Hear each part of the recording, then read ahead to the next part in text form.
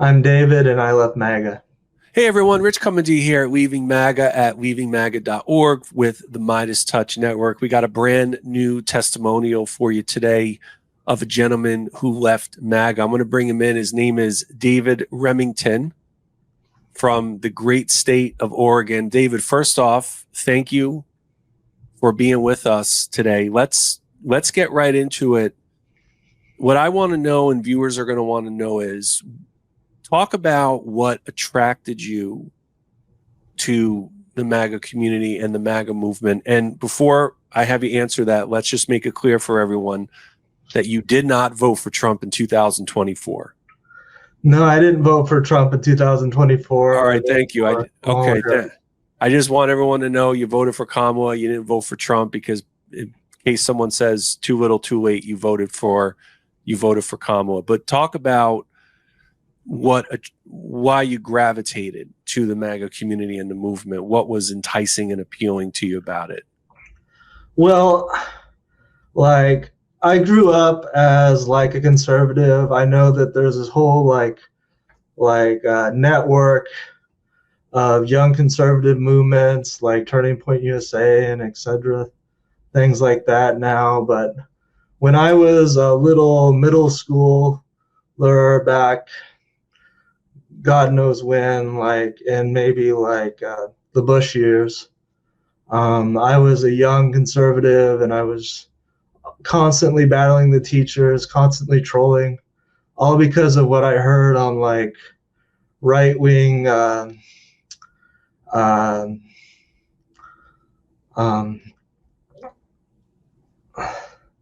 talk radio, because I was all into all those personalities. Lars Larson, Michael Savage.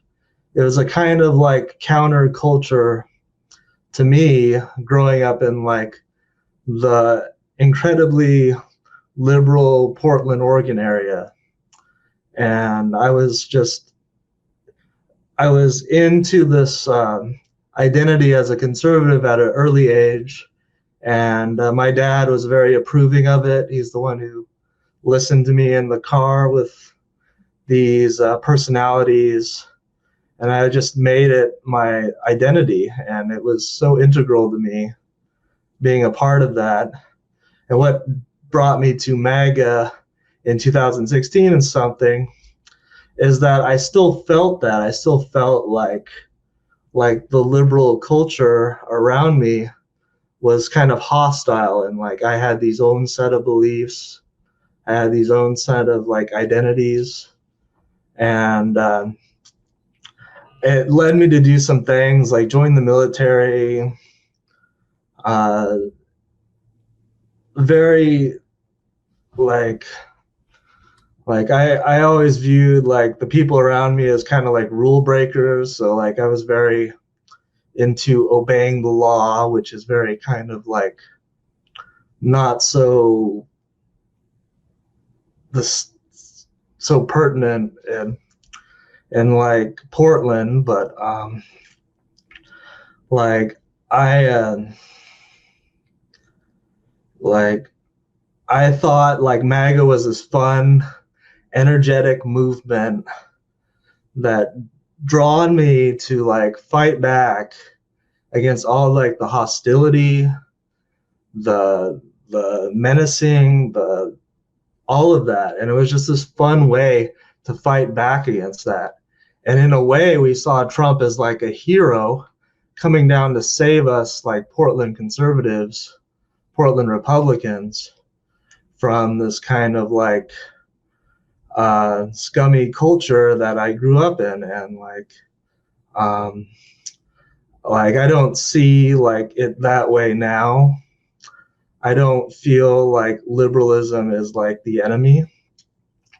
But back then, it was my worldview, and it attracted me to all sorts of personalities like Andy Ngo and etc., to where I was like the anti-Portland guy, this guy who was in Portland, and like everything was just counter to that. And like I just drew into all this Twitter stuff, and like Twitter itself Right. It's a big like magnet for me. So I was always on that site. I was always into the latest controversy. I was always drawn into it. I watched Trump tweet about like North Korea and stuff and all sorts of things throughout my adult life, right? And this website, Twitter, has been a big part of my going through the last 10 years. So you found, thank you, because you found the meaning, the community. I can particularly relate to wanting to obliterate the established political order and the status quo. Before 2015 and 16, I had voted for third parties many times. I was a political person, but looking back on it, I was quite ignorant and cynical. And I think the community that you and I found, while I'm not defending my time that I was in MAGA, I think seeking out a community that we all need a communal existence, that's a relatively non-controversial anodyne reason that I think a lot of people were attracted to MAGA. And so what you're saying is really resonating with us. It's undoubtedly going to resonate with others we've done testimonials with who left MAGA. So talk about, you're in the community now, and you're deep in like I was. What was life in MAGA like for you? Well, so there was times where it was fun.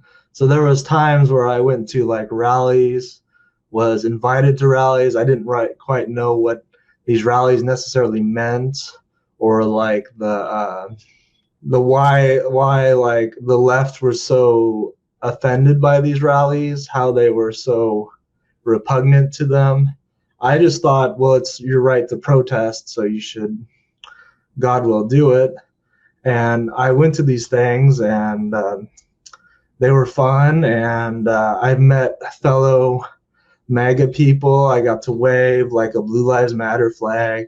I got to wave a MAGA flag.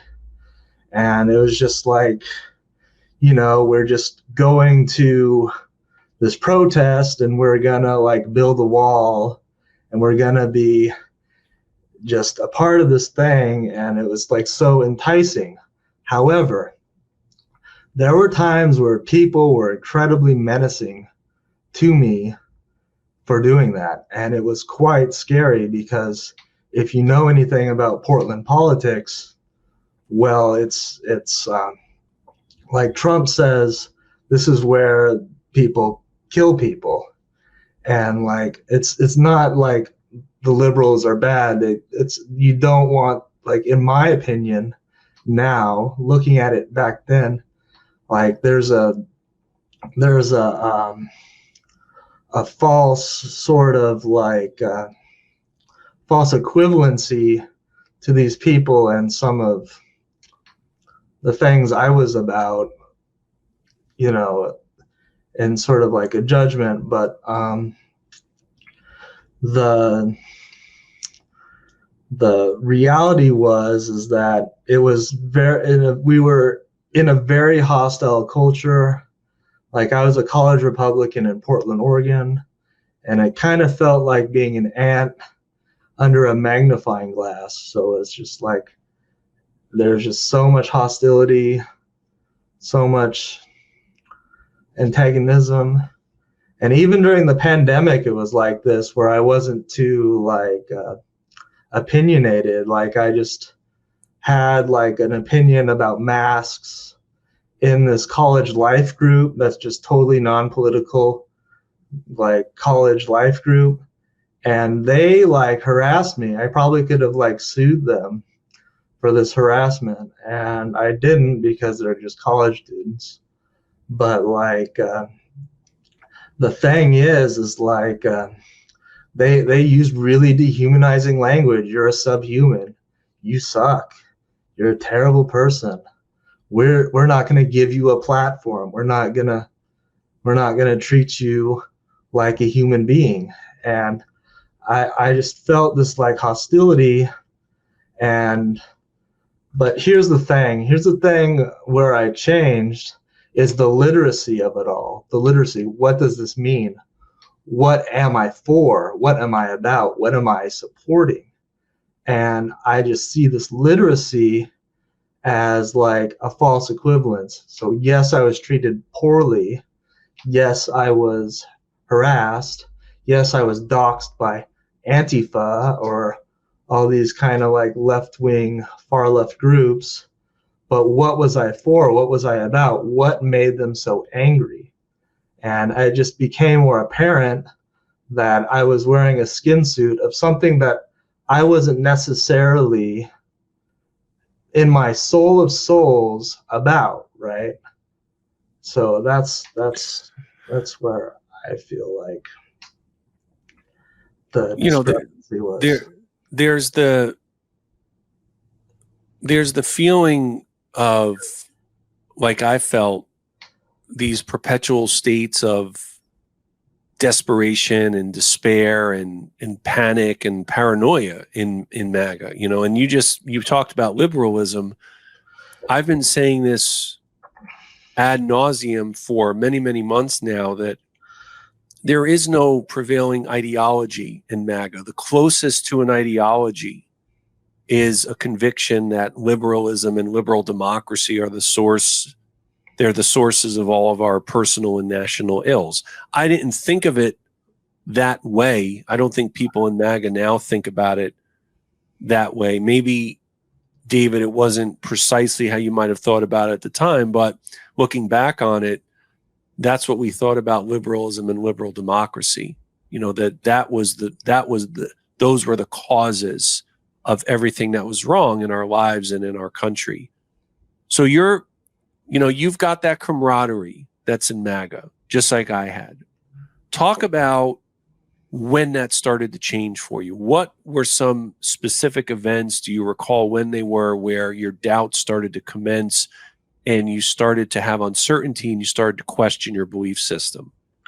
Well, like part of it was like going to these rallies, right? Like I'd buddy up with these rallies. I'd be waving these flags. I'd be like presenting a political stance, and like something terrible would happen to me. Like say the Antifa doxed me and my friends. And what I would actually do is actually read their like what they actually said. And this is the literacy about it. So what made them so angry? Well, maybe like I'm not the most egregious like MAGA guy, but like other people who were doxxed, like some of them were like people who went to Charlottesville, or some of them were like really far right. And what were they about? Am I about that? That's not what I thought when I joined MAGA. I was having a good time. I was fighting like Joe Biden or Hillary Clinton, or like Hillary Clinton with the fly in her mouth, or some sort of funny thing like that. I was having a good time, and like, you know, and like things didn't seem so like in my opinion, like I didn't think I was too like asking too much. Like I just wanted to make some laws like illegal aliens, that's already a crime, right? That's why they're called illegal aliens. In my mind, that's not asking a lot. But considering the way like MAGA dehumanizes them, it's kind of asking for a lot more than what I thought it was.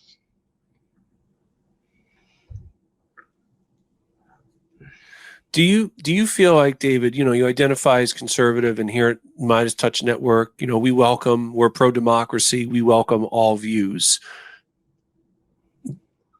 What would you say to someone who might say, well, MAGA is conservative? Do you think that it reflects, in your view, does MAGA reflect conservatism as you understand it, you grew up in? Well, here's the thing is like, I have a very conservative like background, a very conservative family.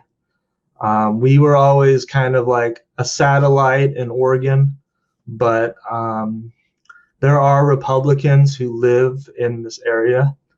And my dad raised me with these values.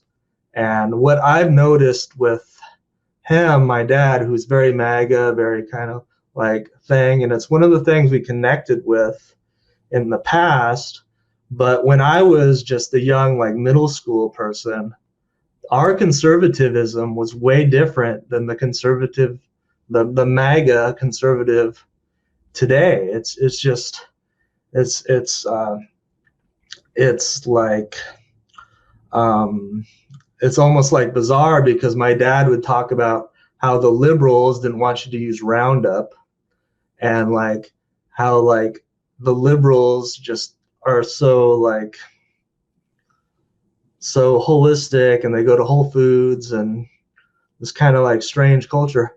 But now that's what my dad is about. It's kind of strange. He's like he's like RFK is gonna get rid of Coca-Cola, and I'm like, how is this real? It's so bizarre to me to see like conservatives and like being like literate in what a conservative is, seeing like Republicans back then be Republicans, and see all these kind of like Democrats ascend to power, like Tutsi Gabbard, or Tulsi Gabbard, I don't know how to pronounce that name, or like RFK, or Elon Musk, or even Donald Trump, right? Like suddenly like these conservatives are the rhinos, and it's just totally like reversed. It's totally like almost like an insult. Like, what was I about back then?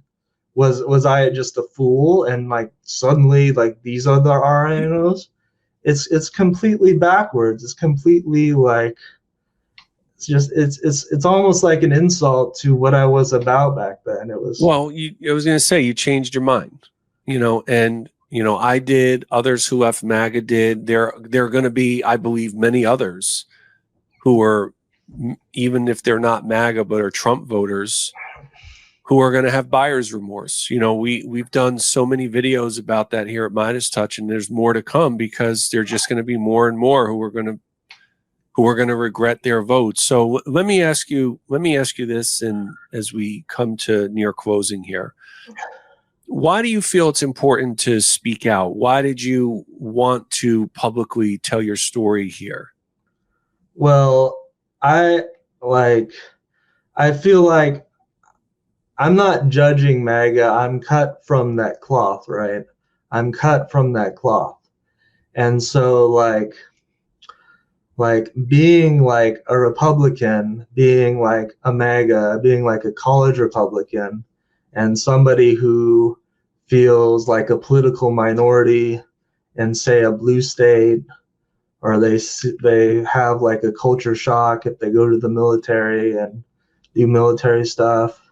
There's plenty of people out there who are like me, and like they feel they get enthralled with like this kind of like counter Democrat, kind of like counter liberalism, liberal democracy kind of thing, and they feel like an attachment to that, and they get drawn into like reactionary politics as like someone who it just falls into this pipeline, and they just become more radical and excel. Like, you don't, like, as much as you think you're fighting someone else, you're just hurting yourself. And like, I feel like I've hurt other people. I've hurt myself. I've made enemies out of people who probably aren't bad people at all. I made enemies out of people who I could probably get along with. And like, I've just made a bunch of enemies throughout my life, and I just feel somewhat regret. And so reaching out to somebody who may be like me and be, like connected into these kind of like cultures like MAGA, yes, I do like washing machines that are not green energy or whatever, but like, I just feel like that's who I was targeted for being who I was, a young male fighting the gender war, fighting the culture war, fighting like the Republican Democrat war.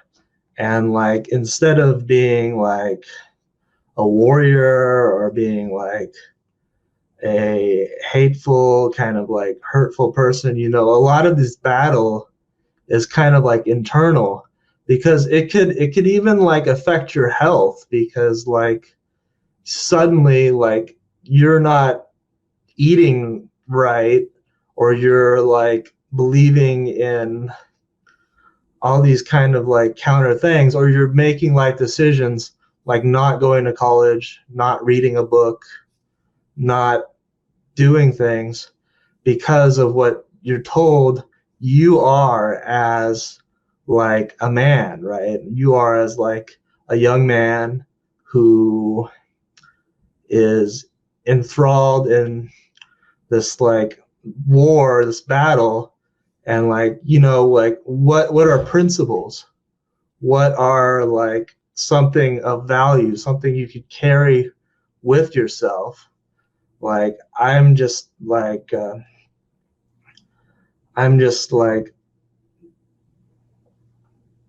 taking care of myself, and I want other people to take care of themselves too. And I just feel targeted as like who I am. Well, you overcame it, and you're right that MAGA is a very politically traumatic experience. I want to, in closing here, I want to give, first of all, I want to give you credit for exhibiting all of the bravery and intrepidity needed to tell your story publicly. Even going a little bit against your own family takes courage to do that. And I want to welcome you to the Leaving MAGA community. I want to welcome you to the MeidasTouch network community as well. And we always like to close all of our conversations with a positive affirmation. I'd like to do it with you, David. I'm rich, and I left MAGA. We got David Remington here from the great state of Oregon. David, thank you so much for being with us. Really appreciate it.